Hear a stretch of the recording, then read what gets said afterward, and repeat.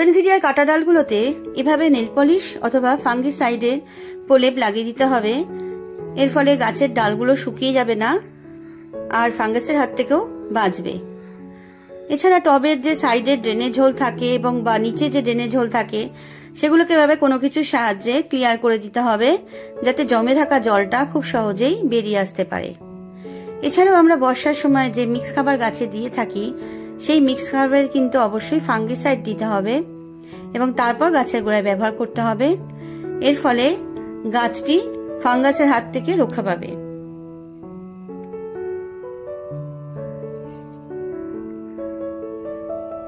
Hello friends, welcome to Roy's gardening and kitchen blogs channel. তো বর্ষা এসে গেছে। বর্ষার শুরুতেই যে কাজটি আমাদের করে রাখতে হবে তা হলো বোগেনভিলিয়া গাছের যে গোড়াটা সেটা ভালো করে খুঁড়ে রাখতে হবে, যাতে বৃষ্টির জল খুব সহজেই টব থেকে বেরিয়ে যেতে পারে। বোগেনভিলিয়ার টব যেহেতু রুট বাউন্ড হয়ে থাকে, তাই জল জমা মাত্র সহজে কিন্তু অনেক সময় বেরিয়ে যেতে পারে না, জল জমে থাকে। তাই টবের মাটি যদি চারদিক থেকে যদি আলগা করে খোঁড়া থাকে তাহলে কিন্তু খুব সহজেই জল বেরিয়ে যেতে পারবে আর রুট রটেরও ভয় থাকবে না। তাই মাটি খুঁড়ে আলগা করাটা কিন্তু এই সময় খুবই গুরুত্বপূর্ণ। এছাড়াও টবটি যদি ছাদের মাটিতে থাকে বা বাগানে কোথাও মাটিতে থাকে, সেই মাটি থেকে তুলে টবটিকে যে কোনো স্ট্যান্ডের ওপর রাখতে হবে এবং যদি স্ট্যান্ডও না থাকে তাহলে পরে টবটিকে যে কোনো ইট বা কোনো পাথরের টুকরোর ওপরে বসিয়ে রাখতে হবে, যাতে ড্রেনেজ হোল দিয়ে সহজেই জলটা বেরিয়ে যেতে পারে। এরপর এই সময় বর্ষার সময় বোগেনভিলিয়া প্ল্যান্ট যেহেতু খুবই গ্রোথ করে, তার জন্য সেই গ্রোথটাকে কিন্তু আরো বাড়িয়ে নেওয়ার জন্য দরকার হয় পিঞ্চিং এবং প্রুনিং এর। তো এইভাবে বোগেনভিলিয়ার গাছগুলোকে পিঞ্চিং করে দিতে হবে। বোগেনভিলিয়া গাছে যে ডালগুলো খুব একটা বেশি লম্বা হয়নি, তো সেই ডালগুলোর জন্য এইভাবে পিঞ্চিং করতে হবে। পিঞ্চিং করা মাত্র ডালটির নিচ থেকে এবং পাশ থেকে কিন্তু আরো নতুন নতুন ব্রাঞ্চ বের হতে শুরু করে। আর যে ডালগুলো অতিরিক্ত লম্বা হয়ে গেছে সেই ডালগুলোকে এই সময় এইভাবে প্রুন করে দিতে হবে। অবশ্যই লাইট প্রুন করতে হবে। এই সময় কিন্তু কোনো রকম হার্ড প্রুন করা উচিত নয়।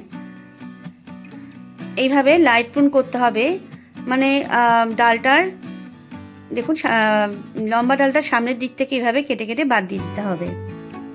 এর ফলে গাছটা একটা শেপ হয়েও আসবে আর গাছটা খুব ভালো গ্রোথও নিতে পারবে।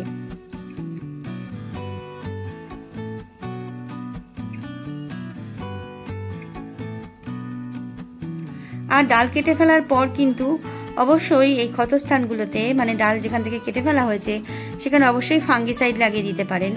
আর ফাঙ্গিসাইড ছাড়া এভাবে নেল পালিশও লাগিয়ে দিতে পারেন। বোগেনভিলিয়া গাছের বর্ষার সময় কিন্তু বোগেনভিলিয়া গাছের পাতায় যদি দেখেন যে এভাবে কালো কালো হয়ে গেছে বা কালো কোনো স্পট এসছে, এটা কিন্তু ফাঙ্গাস থেকেই হয়ে থাকে। তো এই সময় যদি এরকমভাবে ফাঙ্গাস লাগতে শুরু করে, তখন এই সময় যদি উপযুক্ত রুট ট্রিটমেন্ট না করা হয় তাহলে কিন্তু গাছটা ধীরে ধীরে মৃত্যুর দিকে ঢলে পড়ে।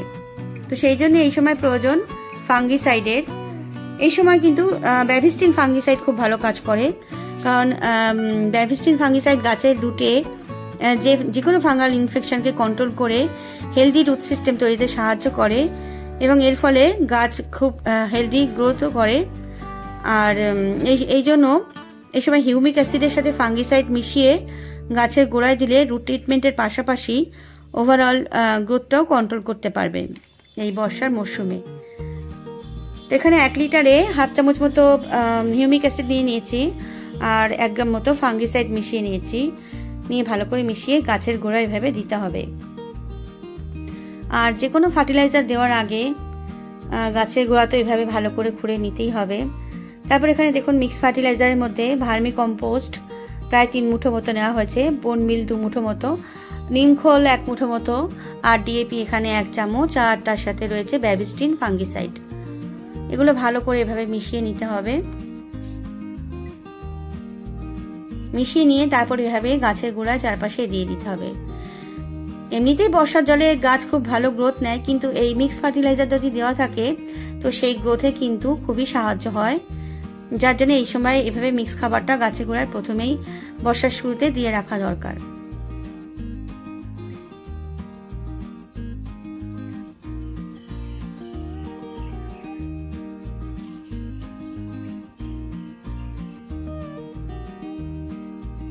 এইভাবে খাবারগুলো দিয়ে ভালো করে মাটির সাথে একটু মিশিয়ে দিতে হবে, যাতে বৃষ্টির জল পড়লে খাবারগুলো টব থেকে বেরিয়ে না যায়। এবার বলি, যেসব বোগেনভিলিয়া গাছে ধরুন যেরকম আমার এই গাছটাতে বাস আসতে শুরু করেছে, ছোট ছোট ফুল দেখতে পাচ্ছেন, মানে সবে ফুটতে শুরু করেছে। তো এই সময় এখনও যেহেতু অতিরিক্ত বর্ষা শুরু হয়নি, তো এখনও কিন্তু ফুল আমরা পেতে পারি।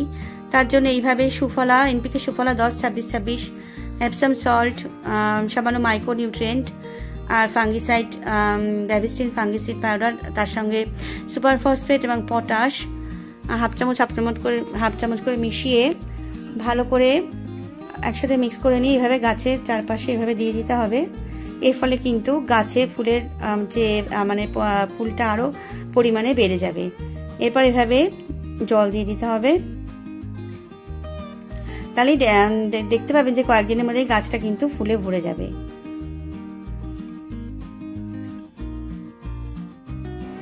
তো বন্ধুরা, আজ এই পর্যন্তই। ভিডিওটি যদি ভালো লেগে থাকে তবে অবশ্যই লাইক, শেয়ার এবং সাবস্ক্রাইব করবেন। ধন্যবাদ।